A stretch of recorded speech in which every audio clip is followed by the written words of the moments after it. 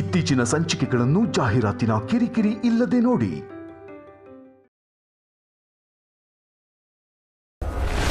ಅಮ್ಮ, ಇವರು ರಾಜಾ ಸಾಹೇಬ್ರ ತಂಗಿನ? ನಾನು ನಿನಗೆ ಅತ್ತೆ ಅಂತ ಗೊತ್ತಿಲ್ವಾ, ಅಥವಾ ನಾನು ನಿನ್ನ ಅಳಿಯ ಅಂತ ಒಪ್ಕೊಂಡಿಲ್ಲ ಅಂತ ಹೀಗೆ ಹೇಳ್ತಿದ್ಯಾ? ಅಮ್ಮ, ಇವರು ವಿಶ್ವಾಸ್ ದೇಸಾಯಿ ಅಲ್ಲ, ಆರ್ಯವರ್ಧನ್.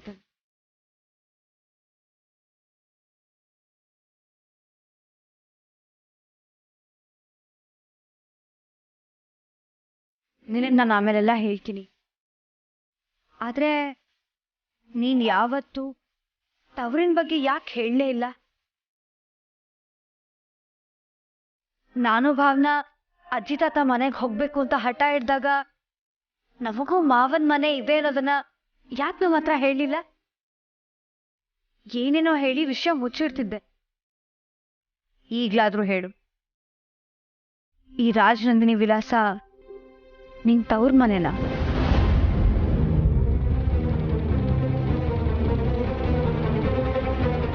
ಹೌದು, ಇದು ನಿಮ್ಮ ತಾಯಿ ತವ್ರೆ. ಆದರೆ ನಿಮ್ಮಮ್ಮ ಬೇಡವೇ ಬೇಡ ಅಂತ ಬಿಟ್ಟು ಹೋದ ತವ್ರ ಮನೆ. ಯಾವಾಗ ಸಂಜೀವಿನಿ ಮನೆಯವರ ಮಾತನ್ನ ಮೀರಿ ಹೊರಟೋದ್ಲು, ಅವತ್ತೇ ಇವ್ರ ಅಣ್ಣ ಅಂದರೆ ನನ್ನ ಯಜಮಾನ್ರು ನಮ್ಮ ಪಾಲಿಗೆ ಸಂಜೀವಿನಿ ಇಲ್ಲ ಅಂತ ನಿರ್ಧಾರ ಮಾಡಿದ್ರು.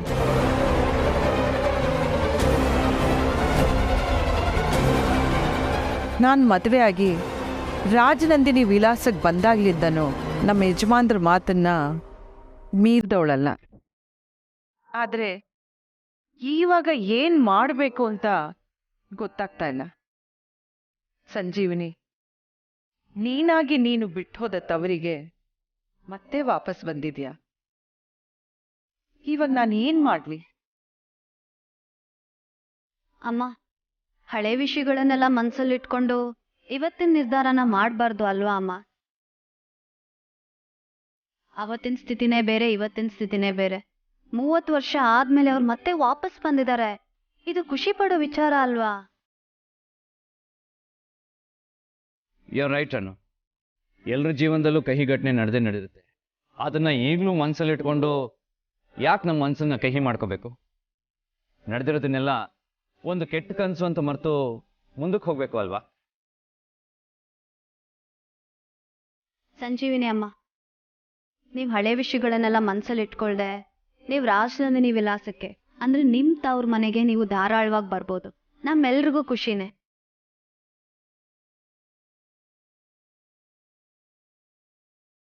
ಮನೆ ಬಿಟ್ಟು ಹೋದವಳು ಇವಳು ಹೋದ್ರೆ ಶಾಶ್ವತವಾಗಿ ನಮ್ಮ ಪಾಲಿಗಿಲ್ಲ ಅಂತ ಹೇಳಿದ್ದು ರಾಜವರ್ಧನ್ ಅವರು.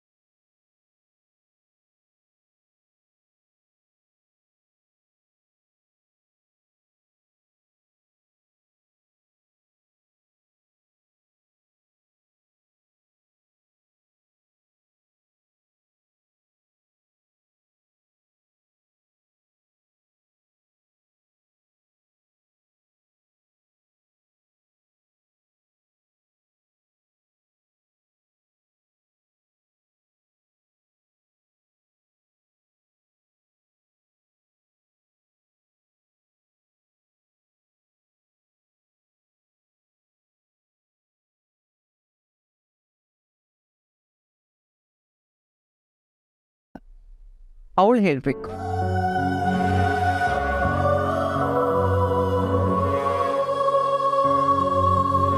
ಅತ್ಗೆಗೆ ನಾನಿಲ್ಲಿರೋದು ಇಷ್ಟ ಇಲ್ಲ ಅಂದರೆ ನಾನು ಈಗಲೇ ವಾಪಸ್ ಹೊರಟೋಗ್ತೀನಿ, ಅದು ನನ್ನ ಮಗಳ ಜೊತೆಗೆ. ನನ್ನ ಮಗಳನ್ನ ಇಲ್ಲಿ ಬಿಟ್ಟು ನಾನು ಖಂಡಿತ ಹೋಗಲ್ಲ.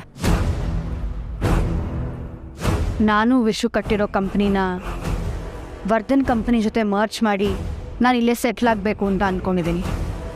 ಸೊ ನಾನು ಎಲ್ಲಿಗೂ ಬರೋದಿಲ್ಲ.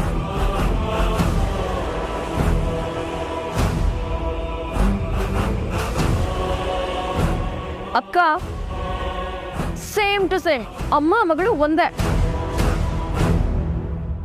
ಸಂಜೀವಿನಿ, ದೇವ್ರ ಮುಂದೆ ನಿಂತು ಹೇಳ್ತಾ ಇದ್ದೀನಿ, ನನಗೆ ಹಳೇದೆಲ್ಲ ಮನಸ್ಸಲ್ಲಿ ಇಟ್ಕೊಂಡು ಮಾತಾಡೋಕ್ಕೆ ಮನಸ್ಸಿಲ್ಲ. ಹಳೇದೆಲ್ಲ ಮುಗೀತು. ನೀನು ಯಾವತ್ತಿದ್ರೂ ಆ ಮನೆ ಮಗಳಲ್ವಾ? ನಿನ್ನ ಅತ್ತಿಗೆಯಾಗಿ ಕರಿತಿದ್ದೀನಿ, ಮನೆಗೆ ಬಾಮ್ಮ.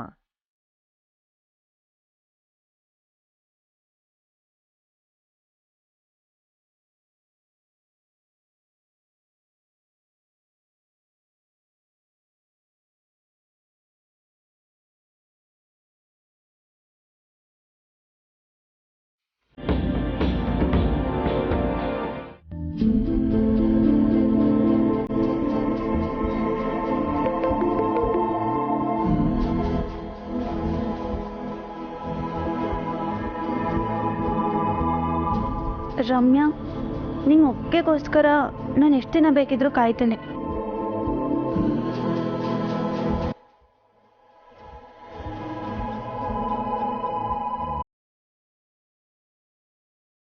ಏನ್ ರಮ್ಯಾ, ಇಷ್ಟೊತ್ತಾಗುತ್ತೆ ಆಫೀಸಿಂದ ಬರೋದು?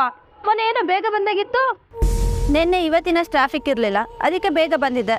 ಹೌದಾ? ನಾನೇನೋ ನಿನ್ನ ಫ್ರೆಂಡ್ ಜೊತೆ ಫೋನಲ್ಲಿ ಮಾತಾಡ್ಕೊಂಡು ಬಂದೇನೋ ಅನ್ಕೊಂಡೆ. ನಿನ್ನ ಮನ್ಸಲ್ಲಿ ಏನಿದೆ ಅಂತ ನೇರವಾಗೇ ಕೇಳಿ, ನಾನು ನೇರವಾಗೇ ಉತ್ತರ ಕೊಡ್ತೇನೆ. ನೀನೇ ಎಷ್ಟು ಧೈರ್ಯದಿಂದ ಇರ್ಬೇಕಂದ್ರೆ ನಾವ್ಯಾಕೆ ಸುತ್ತಿ ಬಳಸಿ ಮಾತಾಡಬೇಕು? ನೀನು ಆ ಹುಡುಗನ ಜೊತೆ ಸುತ್ತಾಡ್ಕೊಂಡು ಬಂದೇನೋ ಅನ್ಕೊಂಡೆ. ತಡ ಆಗಿದ್ರೆ ನಿಮ್ಗೆ ಎದ್ರಕೊಂಡು ಯಾಕೆ ನಾ ಸುತ್ತಾಡ್ಲಿ? ನಿನ್ ಬಾಯಿ ಜೋರು ಕಣೆ. ನೀನೇನೋ ನಮ್ಮ ಒಟಾರ ಹುಡುಗಿ ಅಂತ ಅವಳು ವಿಚಾರಿಸಿದ್ರೆ ಕೊಬ್ಬು ನೋಡು ನಿಂದು. ಕೋಪ ನನ್ಗೆಲ್ ಕೊಬ್ಬಿದೆ ಆಂಟಿ? ನಾ ಸಣ್ಣಕ್ಕೆ ಇದೀನಲ್ಲ. ಅಂದ್ರೆ ನಾನ್ ದಪ್ಪ ಇದ್ದೀನಿ, ನನಗ್ ಕೊಬ್ಬು ಅಂತನಾ? ಲೇ ರಮ್ಯಾ, ನಮ್ಮ ಒಟಾರದವರೆಲ್ಲ ಸೇರ್ಕೊಂಡು ನಿನ್ನ ಎಂಗೇಜ್ಮೆಂಟ್ಗೆ ಎಷ್ಟೆಲ್ಲ ಸಹಾಯ ಮಾಡಿದ್ವಿ, ಅದಕ್ಕೊಂದು ಕೃತಜ್ಞತೆ ಬೇಡವಾ? ಈ ಕೊಬ್ಬಿಗೆ ನಿನ್ನ ಎಂಗೇಜ್ಮೆಂಟ್ ಮುರಿದೋಗಿದ್ದು. ಆಂಟಿ, ಸುಮ್ಮನಿದ್ದೀನಿ ಅಂತ ಬಾಯಿಗೆ ಬಂದಂಗೆ ಮಾತಾಡಬೇಡಿ. ಅಂದ್ರೆ ನಾನ್ ಬಾಯ್ ಬಡ್ಕಿ ಅಂತನಾ? ನೀನ್ ಹುಡ್ಗ ಕಣೆ ಬಾಯ್ ಬಡ್ಕ. ಈ ಒಟಾರದ ಹಬ್ಬ ಅಂತ ನಾವೆಲ್ಲ ಎಷ್ಟು ಚೆನ್ನಾಗಿ ರೆಡಿ ಆಗಿದ್ರೆ ನಿಮ್ ಹುಡ್ಗ ಬಂದು ಹಬ್ಬನೇ ನಿಲ್ಲಿಸ್ಬಿಟ್ಟ. ನಿನ್ ಕತೆ ಏನು ಕಮ್ಮಿ ಇಲ್ಲ ಕಣೆ. ನನ್ನ ಕತೆ ಅಲ್ಲ, ನಿಮ್ಮ ಕತೆಗಳಿಗೂ ಏನು ಕಮ್ಮಿ ಇಲ್ಲ. ನಿನ್ನ ಮಾತು ಜಾಸ್ತಿ ಆಯ್ತು ರಮ್ಯಾ. ನಿಮ್ಮ ಮಗಳು ನನ್ನ ಫ್ರೆಂಡ್ ತಂಗಿ ಕಾಲೇಜಲ್ಲೇ ಓದ್ತಿರೋದು. ಬೇಕಿದ್ರೆ ಹೇಳಿ, ನಿಮ್ಮ ಮಗಳು ಫೋಟೋನ ವಾಟ್ಸಪ್ ಮಾಡಕ್ಕೆ ಹೇಳ್ತೀನಿ. ಯಾಕೆ ಮಾತು ಮರ್ತೋಯ್ತಾ? ನಮ್ಮನೇಲಿ ಏನೇ ಆದರೂ ನಮ್ಮ ಮಕ್ಕಳು, ಅದೇ ಬೇರೆಯವ್ರ ಮನೆ ಹೆಣ್ಮಕ್ಳು ಅಂದರೆ ಮಾತಾಡೋ ಬಾಯಿಗೆ ಗೋಡಂಬಿ ಸಿಕ್ತಂಗ.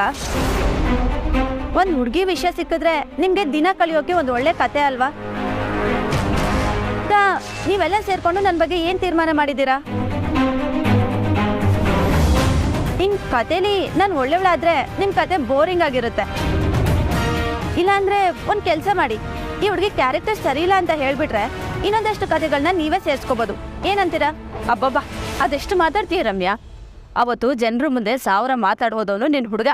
ನಿಮ್ಮ ವಯಸ್ಸಿನವರೆಲ್ಲ ಏನ್ ಮಾಡ್ತಾರೆ ಅಂತ ನಮಗ್ ಗೊತ್ತಿಲ್ವಾ?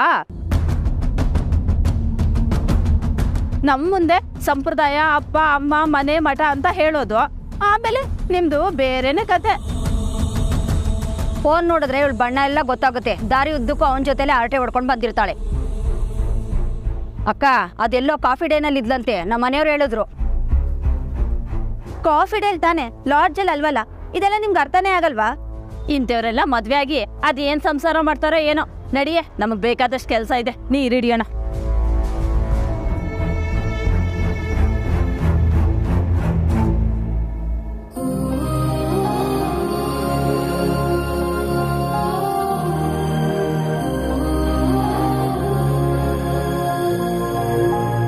ನಿಮ್ಮ ವಯಸ್ಸಿನವರೆಲ್ಲ ಏನ್ ಮಾಡ್ತಾರೆ ಅಂತ ನಮಗ್ ಗೊತ್ತಿಲ್ವಾ?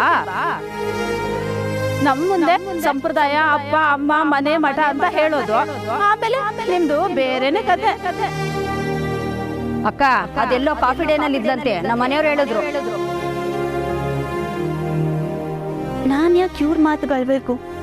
ಬೈದ್ ಬುದ್ಧಿ ಹೇಳೋರ್ಗೆ ಒಂದು ಯೋಗ್ಯತೆ ಇರಬೇಕು, ಅದು ಇವ್ರಿಗಿಲ್ಲ.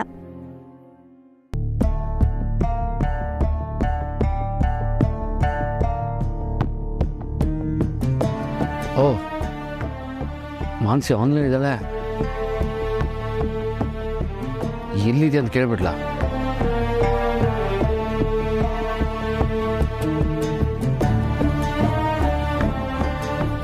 ಬೇಡ, ಆ್ಯಕ್ಚುಲಿ ನಾನು ಯಾಕೆ ಕೇಳಬೇಕು? ಈ ಮನೆ ನಾನು ಏನು ಬೇಡ ಅಂತ ಬಿಟ್ಟೋದಳು ಅವಳು ತಾನೆ. ಇಲ್ಲಿದ್ದೀನಿ, ಯಾವಾಗ ಬರ್ತೀನಿ ಅಂತ ಅವಳು ಇನ್ಫಾರ್ಮ್ ಮಾಡಬೇಕು. ನಾನು ಯಾಕೆ ಕೇಳಿ? ಅದೆಷ್ಟು ದಿನ ದೂರ ಇರ್ತಾಳೆ ನಾನು ನೋಡ್ತೇನೆ. ಅವಳಿಗೆ ಬೆಳೆದಿದ್ದು ನನಗೆ ಆಗಬೇಕು. ಆಗಲಿ.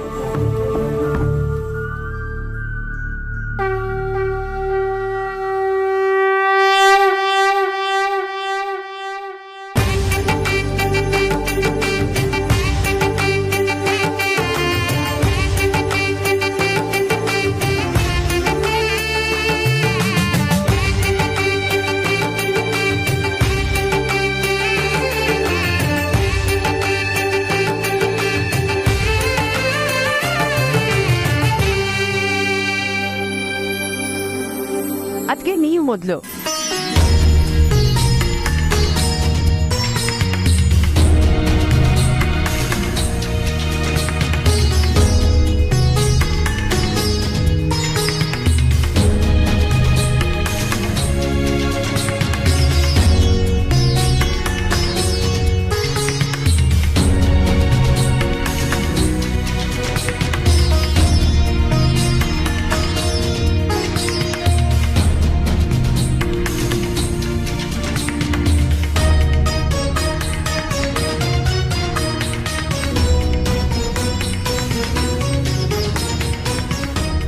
ದೇವರ ಎಲ್ರಿಗೂ ನೆಮ್ಮದಿ ಕೊಟ್ಟು ಕಾಪಾಡಿ.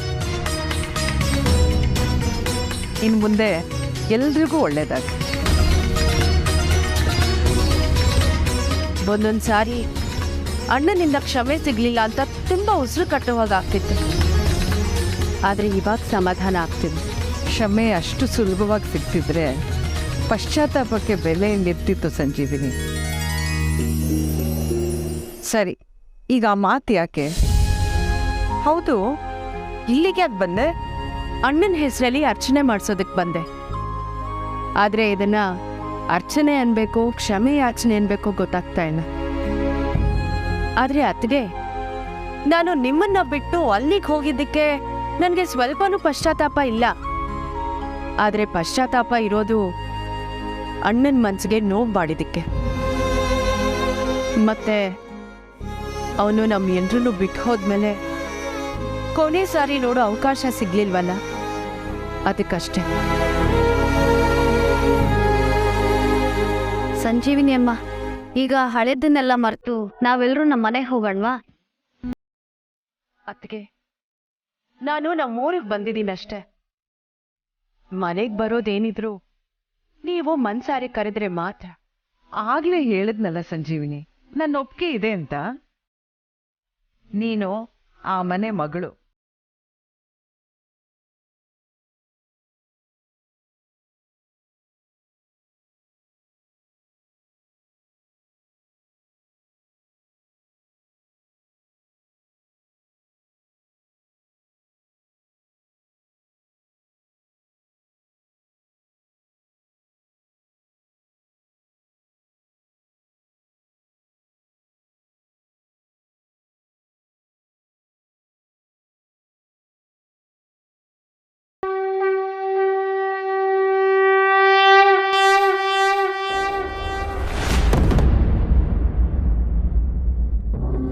ನೀನು ಇಲ್ಲಿದೀಯಾ?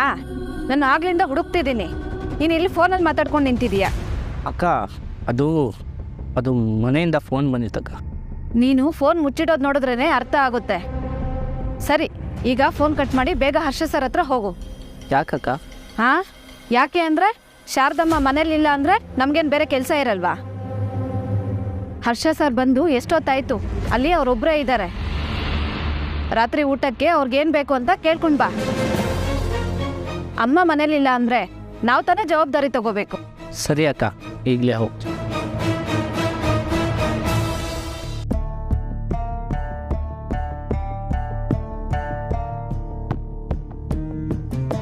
ಈ ಮಾನಸಿಗೆ ಯಾಕೆ ಈ ಥರ ಆಡ್ತಿದ್ದಾಳೆ? ಬೇಗ ಬಾ ಅಂತ ಕೇಳೋದಕ್ಕೆ ಅದೆಷ್ಟು ಸಲ ಕಾಲ್ ಮಾಡಿದ್ದೀನಿ. ನೋಡಿದ್ರೆ ನನಗೆ ಕೇರ್ ಇಲ್ಲ ಅಂತಾಳೆ. ಯಾವಾಗ ನೋಡಿದ್ರು ಬರೀ ಕಂಪ್ಯಾರಿಸನ್. ಈಗ ನೋಡಿದ್ರೆ ಕೋಪ ಮಾಡಿಕೊಂಡು ಮನೆ ಬಿಟ್ಟು ಹೋಗಿದ್ದಾಳೆ. ಯಾಕೆ ಮಾನಸಿ ಈ ಥರ ಮಾಡ್ತಿದ್ಯಾ? ಯಾಕೆ ಹೀಗೆ ಬಿಹೇವ್ ಮಾಡ್ತಿದ್ಯಾ?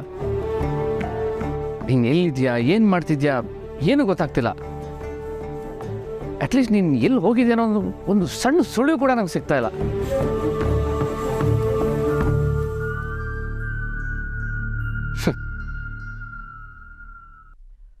ಒಂದು ಫೋನ್ ಇಲ್ಲ, ಮೆಸೇಜ್ ಇಲ್ಲ.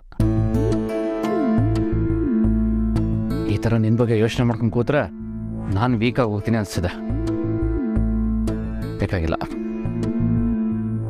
ಬೇಜಾರು ಮಾಡಿಕೊಂಡು ನನ್ನನ್ನು ಒಬ್ಬನೇ ಬಿಡೋ ಧೈರ್ಯ ಮಾಡೋ ಹೋದವಳು ನೀನು. ನಿನ್ನ ಬಗ್ಗೆ ನಾನು ಯಾಕೆ ಯೋಚನೆ ಮಾಡಬೇಕು? ಬಿದ್ದರು ಒಬ್ಳೆ. ಒಂಟಿ ಜೀವನ ಏನು ಅಂತ ನಿನಗೆ ಅರ್ಥ ಆಗಲಿ. ನಿನ್ನ ಬಗ್ಗೆ ಎಷ್ಟು ಜನ ಕೇರ್ ಮಾಡಿದ್ದೆ ಜಾಸ್ತಿ ಆಗೋಯ್ತು.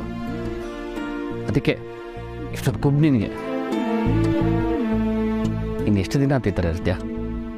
ನಿನ್ನ ಕೋಪ ಕಡಿಮೆ ಆಗೋವರೆಗೂ ತಾನೇ? ಇರಲಿ ಬಿಡು, ಬೇಡ. ಸರ್, ರಾತ್ರಿ ಊಟಕ್ಕೇನು ಬೇಕು ಅಂತ ಕೇಳಕ್ಕೆ ಬಂದೆ.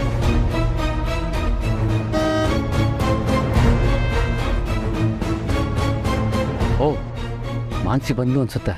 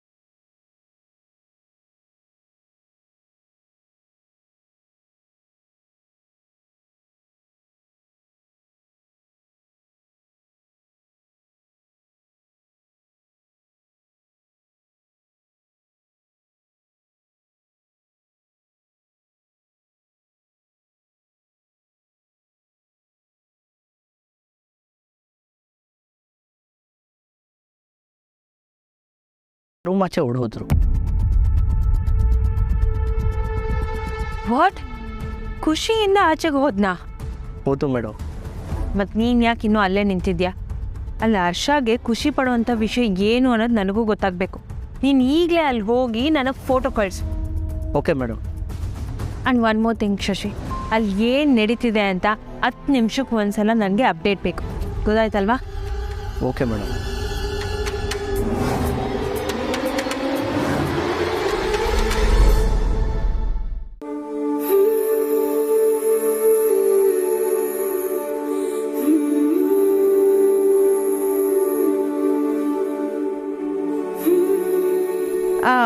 ಇವನು ನನ್ನ ಚಿಕ್ಕ ಮಗ ಹರ್ಷವರ್ಧನ್.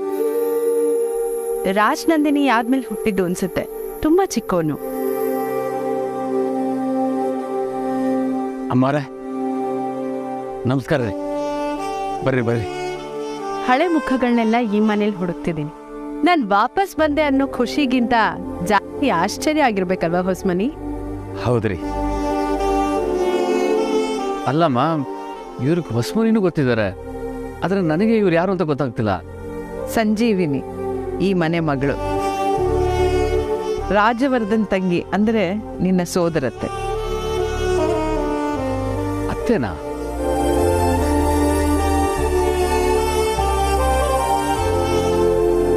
ಇರ್ಲಿ. ಸಾರಿ, ಗೊತ್ತಾಗಿಲ್ಲ. ರಾಜ, ಈಗ ನಿಜವಾದ ಆಶ್ಚರ್ಯದ ವಿಷಯ ಏನು ಅಂತಂದರೆ, ಇವ್ರು ನಮ್ಮ ಅತ್ತೆ ಮಾತ್ರ ಅಲ್ಲ, ಆರಾಧನಾ ಅವ್ರ ತಾಯಿ ಕೂಡ.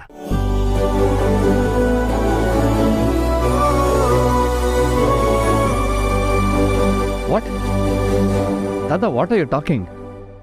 ಅಮ್ಮ, ತಾತ ಏನು ಮಾತಾಡ್ತಿದ್ದಾರೆ? ಅವ್ರು ಕನ್ಫ್ಯೂಸ್ ಆಗಿ ಏನೇನೋ ಮಾತಾಡ್ತಿದಾರಾ ಅಥವಾ ನಾನೇ ಏನಾದರೂ ಮಿಸ್ಟೇಕ್ ಮಾಡ್ಕೊಳ್ಳೋಣ? ಅಲ್ಲ, ಆರಾಧನವರು ವಿಶ್ವಾಸ್ ದೇಸ್ ಅವ್ರ ಹೆಂಡ್ತಿ ಅಲ್ವಾ? ಹೌದು, ಆದರೆ ಆರಾಧನಾ ಅಪ್ಪ ಅಮ್ಮ ಯಾರು ಅಂತ ನಮಗೆ ಗೊತ್ತಿರಲಿಲ್ಲ. ನನಗೂ ಸ್ವಲ್ಪ ಹೊತ್ತು ಮುಂಚೆನೆ ಸಂಜೀವಿನಿ ಆರಾಧನಾ ತಾಯಿ ಅಂತ ಗೊತ್ತಾಗಿತ್ತು. ಸರಿ, ಇದ್ರ ಬಗ್ಗೆ ಆಮೇಲೆ ಮಾತಾಡೋಣ. ಅತ್ತೆ, ನನ್ನ ಬಗ್ಗೆ ಏನೂ ಹೇಳಿಲ್ಲ. ಇವಳು ಭಾವನಾ, ನಿಮ್ಮತ್ತೆ ಎರಡನೇ ಮಗಳು. ಹಾಯ್. ಹಾಯ್.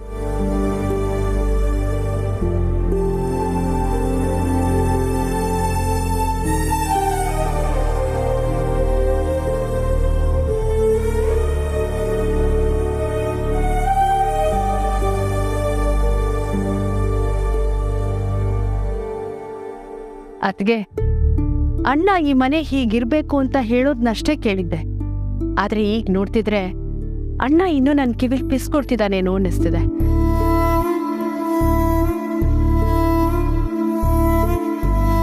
ಸಂಜೀವಿನಿ, ಮೊದಲು ಮನೆ ಒಳಗೆ ನಡಿ, ಆಮೇಲೆ ಮನೆನ ನಿಧಾನವಾಗಿ ನೋಡುವಂತೆ. ಅಷ್ಟು ದೂರದಿಂದ ಬಂದು ಸುಸ್ತಾಗಿದ್ಯಾ? ರೆಸ್ಟ್ ತಗೋ. ಅಮ್ಮ, ಅವರು ತವ್ರ ಮನೆನ ನೋಡಿ ಸುಸ್ತು, ರೆಸ್ಟು, ಯಾವ್ದು ಬೇಕು ಬೇಡ ಒಂದು ಗೊತ್ತಾಗ್ತಿಲ್ಲ ಅನ್ಸುತ್ತೆ. ಆದರೆ ನಿನ್ನ ಹೆಂಡತಿ ಅನುಗೆ ಈಗ ಜಾಸ್ತಿ ರೆಸ್ಟ್ ಬೇಕು ಆರ್ಯ. ಈಗ ತಾನೇ ಅಮ್ಮನ ಮನೆಯಿಂದ ವಾಪಸ್ ಬಂದಿದ್ದಾಳೆ. ಅಮ್ಮ, ನನ್ನ ಪಾಲಿಗೆ ತವ್ರ ಮನೆ ಬೇರೆ ಗಂಡನ ಮನೆ ಬೇರೆ ಹೇಗಾಗತ್ತೆ? ನಿಜ.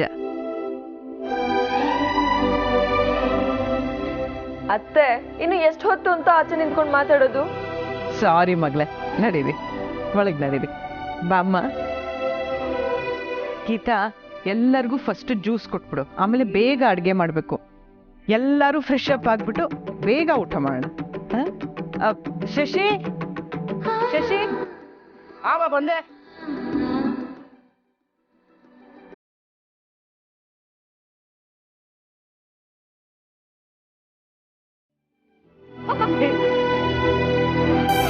Be careful.